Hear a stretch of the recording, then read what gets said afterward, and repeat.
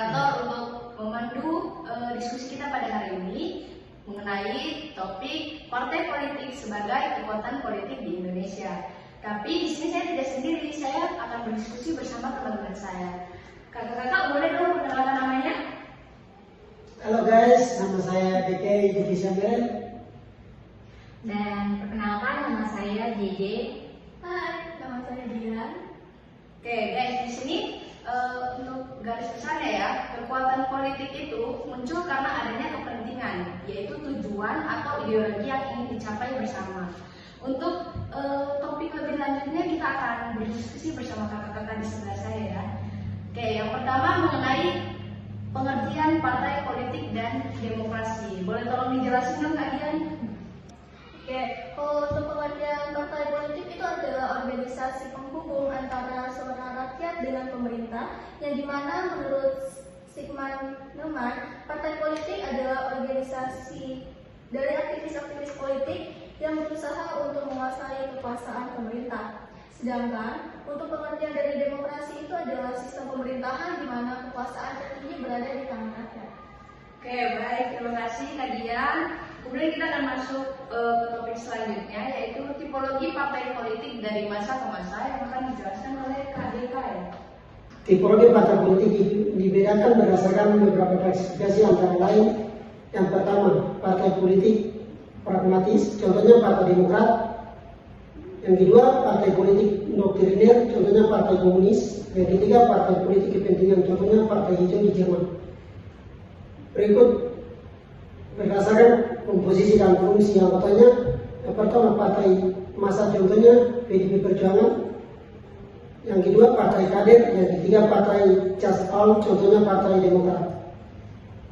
Berikut berdasarkan kemungkinan untuk memenangkan pemilu. Yang pertama, partai mayoritas adalah partai yang memiliki prospek untuk memenangkan pemilihan umum. Yang kedua, partai minoritas adalah partai yang tidak memiliki potensi untuk memperoleh suara yang signifikan. Oke, terima kasih Kak Deke atas penjelasannya. Oke, selanjutnya kita akan masuk ke topik fungsi dan peran partai dalam sistem demokrasi. Mungkin Kak JJ bisa tolong dijelaskan?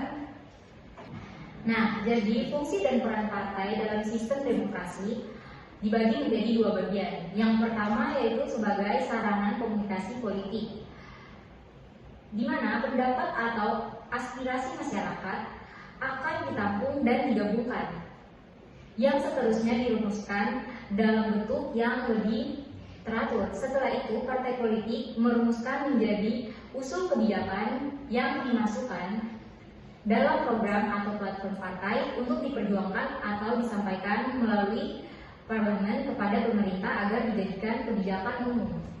Dan yang terakhir yaitu sebagai sarana sosialisasi politik, yaitu mendidik masyarakat tentang hak dan tanggung jawab politik, menciptakan citra partai politik yang memperjuangkan kepentingan umum. Oke, baik, terima kasih Kak JJ. Kemudian kita akan masuk ke topik selanjutnya, yaitu oposisi dan koalisi kekuatan partai politik. Kak Dian?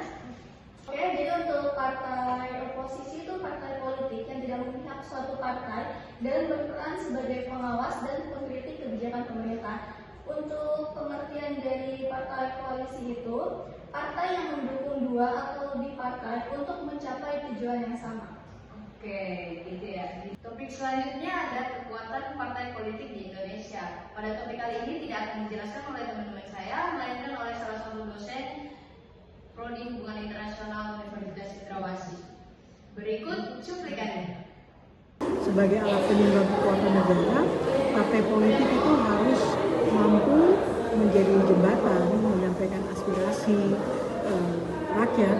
Orang-orang yang menggunakan partai politik itu adalah orang-orang yang di dalam anggaran dasar rumah tangga kepartaiannya masing-masing itu mereka sama-sama meyakini bahwa mereka bekerja untuk rakyat. Kita bicara partai politik adalah mereka sebagai alat penyeimbang, tapi mereka juga sebagai pengawas ya. Mereka juga mengawasi jalannya roda pemerintahan. Jadi mereka itu adalah mitra sejajar dengan eksekutif ya, eksekutif. Mungkin seperti itu ya. Oke, baik. Oke. Yang terakhir, topik kita terakhir yaitu parameter demokrasi. Kak Dian boleh tolong dijelaskan? Oke, indikator yang digunakan untuk menilai seberapa baik suatu negara menerapkan sistem demokrasi. Terdapat beberapa parameter seperti pemilihan yang bebas dan adil, perlindungan hak asasi manusia, penegakan hukum yang independen, partisipasi aktif rakyat, dan akuntabilitas. Untuk pengertian dari akuntabilitas yaitu pertanggungjawaban para pemimpin atas tindakan dan keputusan mereka, serta transparansi dalam pemerintahan. Oke, terima kasih. Oke, sekian hasil diskusi saya bersama teman-teman saya di sini. Terima kasih atas waktunya teman-teman. Kemudian kepada teman-teman yang sedang menonton video kami, jika ingin mempelajari lebih dalam mengenai partai politik dalam kekuatan politik di Indonesia, di bawah nanti akan kami sertakan beberapa sumber dan jurnal untuk memperdalam wawasan teman-teman sekalian. Sekian dari kelompok kami. Sampai jumpa. Terima kasih.